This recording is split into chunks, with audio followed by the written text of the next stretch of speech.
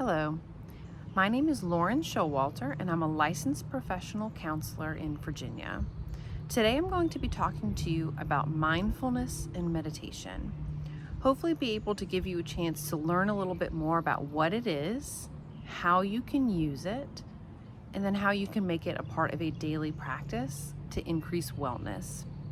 A lot of people think of meditation and mindfulness, and it can be a bit scary, a bit intimidating. I think a lot of people hear meditation, and the first thought that comes into mind is the idea of a Buddhist monk sitting on the side of a mountain, eyes closed, right? Just kind of meditating, quiet, clearing their mind for long periods of time.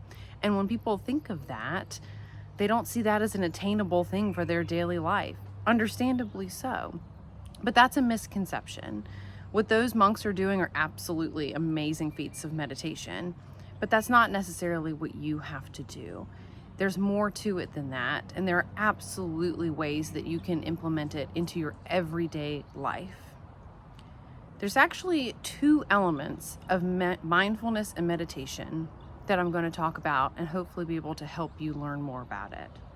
The two main things that you need to know is focused attention and the present moment. That's it. Those are the two main things. And if you're doing those things, then you're meditating. The idea of focused attention is the idea that we narrow our focus on one particular thing. Our brains are designed to think, to process, to emote. It's very, very busy all of the time. And it's actually pretty rare that we're giving 100% focused attention onto something. This could be something as simple as sitting outside and listening to just the birds. That would be an example of focused attention.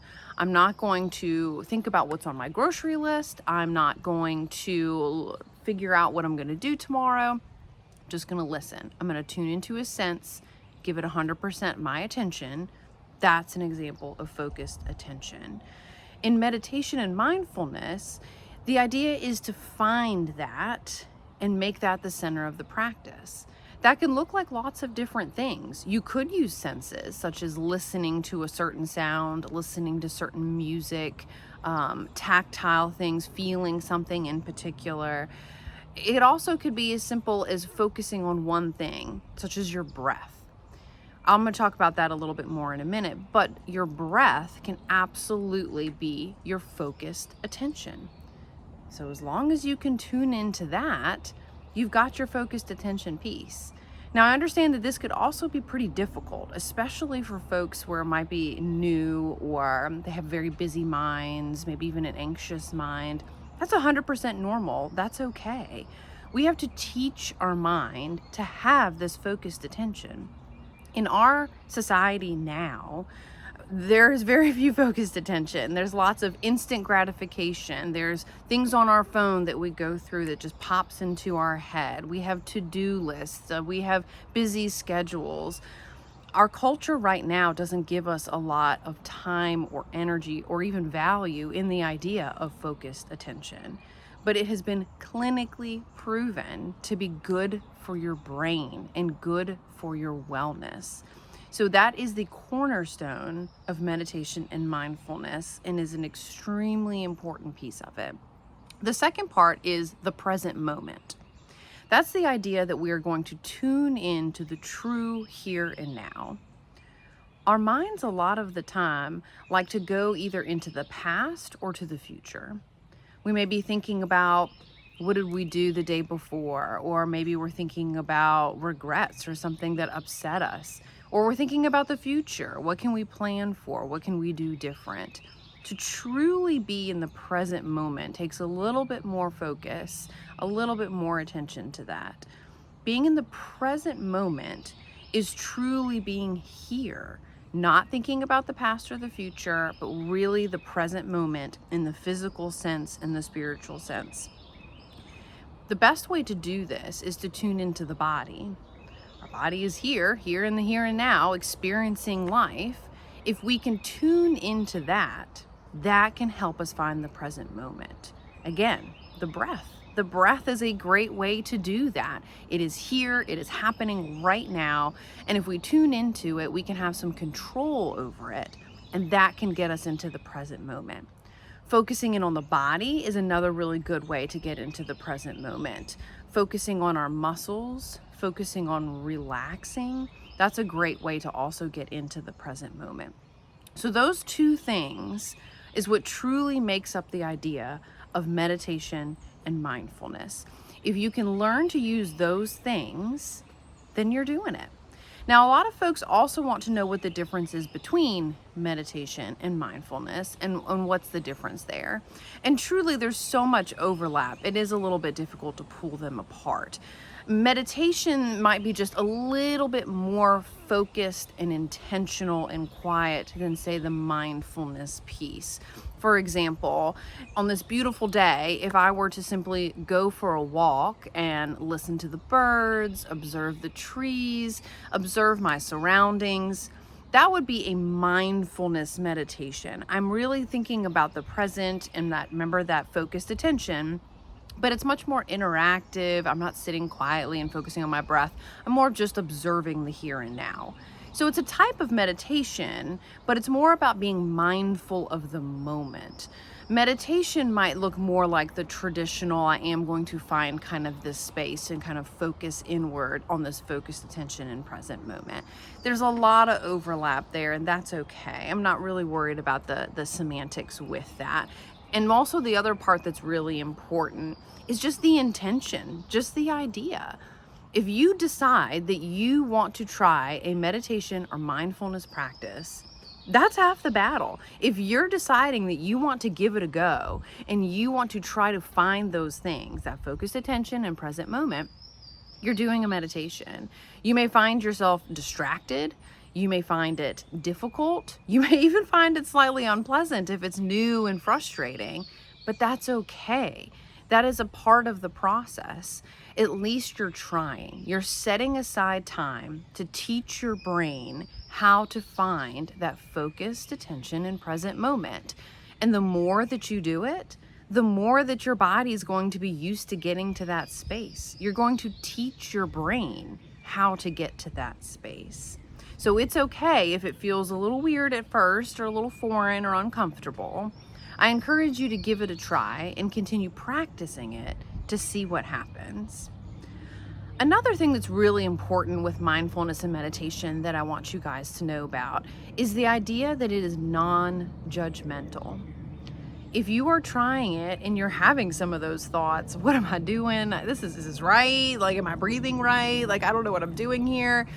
We want to get rid of all of those thoughts. If you are just coming with the intent of trying it, that is good enough. There is no judgment to be had in a meditation mindful practice. There is no right way, especially when you're first trying it. You're getting used to it. You're practicing something new, and that's fantastic. Don't worry about, am I doing it right? Or this is weird, or any sort of other negative thoughts. Try to release those out. Try to let those go. We don't want any sort of judgment to happen. Another thing that can sometimes happen with judgment is if we do a body practice.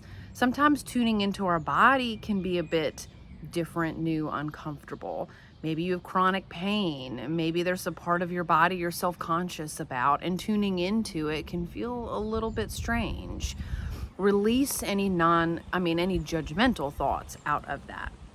There's no need to bring those to the table. We want to come with a more comforting self-acceptance idea to mindfulness and meditation. So back to the breath. I mentioned a minute ago that the breath is a crucial part of mindfulness and meditation. The reason for that is, A, it's always with us. We're always breathing, right? And it's a tool that we can control and tune into as that focused attention, no matter what, no matter where we are, no matter what we're doing.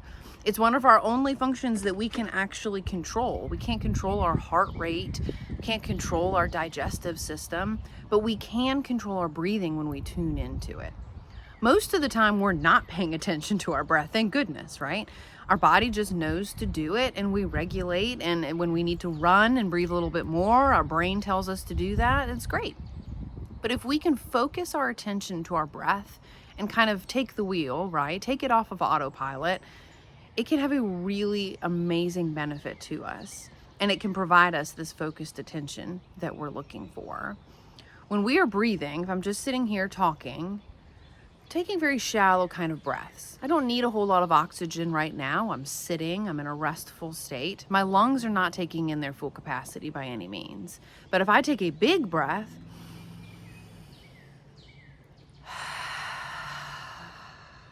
I have completely changed things. I have filled my lungs. I've activated my diaphragm. My diaphragm is now activating my vagus nerve, which is now coming back to my brain and telling me these new messages about relaxation. It is an amazing cycle that happens automatically when you take a deep breath. It is something that we can easily tap into to help with things like regulation, feeling calm, bringing down any stress, anxiety, distress, anything like that. So tuning into our breath during meditation can also be our anchor. It can be the thing that we come back to. It can be the thing that we can tune into for our focused attention. It can be something as simple as those deep breaths like I just did, really activating that diaphragm. It can be very purposeful, such as counting certain breaths in and out. It can include holding of the breath to really be in that moment and kind of force the lungs and diaphragm to engage. It can be just feeling it in our belly, deep, deep, deep breaths way down in our diaphragm. There are lots and lots of different ways to tune into our breath, but it is a crucial part of tuning in to mindfulness and meditation. Another thing that I wanted to let y'all know about is why. Why do we do this? Why is this such a great thing? Why am I sitting here telling you to use this tool? There are lots of amazing benefits of mindfulness and meditation. And these things are clinically proven. I'm not just telling you, these are not just made up. Studies have been shown to show that mindfulness and meditation have a positive impact on multiple facets of our lives. Studies have shown that it can help us decrease stress. It can decrease things like depression and anxiety. It can help with things like insomnia or dealing with chronic pain. It can also help with things like memory, focus, and even resilience. It has been proven that this happens. There was a study that was done a couple years ago where they had two groups of people, and they had one group of people do mindfulness and meditation practices, and then they had one group of people who was given a mood stabilizer, a medication, right? And when they had the folks kind of go about a certain amount of time, and then they came back and they asked them the same questionnaire, the folks who did the mindfulness and meditation and taking a placebo, they had just as much relief of their symptoms as the folks who were taking a medication. That to me is extremely powerful. I'm not saying stop taking medication or we don't need those tools. They are there for a reason. But it shows how powerful this can be. How, if we can tap into that power, how folks can have relief from that, how it can help with mental health, how it can help decrease stress. It is really an amazing tool. Another little quick story of why it's so amazing and how studies have shown that. Remember those monks I was talking about? They're the ones who are meditating almost 24/7, right? That's all that they do. They did a study on such monks, the folks that are doing this meditation, this really, really intense, all time consuming meditation, and they studied their brains, and they gave them MRIs and studied their brains. And when they did that, they found that these guys who had the mindfulness and meditation, it changed the structure of their brains. The parts of their brain with emotional regulation was larger. It was better able to handle emotional distress. That's pretty amazing if we think about it. A simple practice of mindfulness and meditation completely changed the structure of their brains. Now, I'm not saying that we're going to be doing as much as they are. Kudos to those guys. But it just shows how powerful it really can be and how much it can change us if we tune into that as a tool. And lastly, I want to talk about the importance of practice. If we remember back to maybe something that you've learned that was new, maybe a foreign language, maybe a skill in school, maybe a process at your job, you probably had no idea how to do it when you first started, and you had to learn it. You had to practice it. That's how our brains work. If we're learning something new, we have to practice it over and over and over, and then we learn how to do it. Mindfulness and meditation is the same way. We have to practice it. We really have to utilize the idea of doing it over and over and over so that it teaches our brain how to do it. If our brain doesn't know how to tune into the present moment, it doesn't know how to find that focused attention, we have to practice it. We have to teach it. And the more that we do it, the easier it's going to come later. Then we're going to be able to move into that space quicker. It's also something that we can able to find on the day-to-day quicker. For example, if we practice mindfulness and meditation and we teach the brain how to feel calm, collected, at ease, if we are simply going about our day and something stresses us out, I don't know, there's lots of traffic on the way to work, or you run into a difficult situation in your job. Your brain now knows what that at ease feeling feels like, and it can get to it quicker. That's how it can help with stress and help with emotional regulation, because you've taught your brain how to find calm. You can go there faster when you need to do it. It's an amazing tool. It really, truly is. Mindfulness and meditation is something that I use personally. It's something that I use in my private practice, and it's something I'm hoping to pass on to you all. I hope that you have learned something today. I hope that this has been helpful to you. I encourage you to check out some of my guided meditations here on my YouTube channel. I have some here that can help you with breathing, with focused attention, with sleep, with chronic pain. Start there perhaps and see if you can listen to some of those and practice them regularly and notice how you feel. See if they help you feel better. See if they help you meet some of your goals. Thank you so much for your time. I really appreciate it. Wishing you all the best.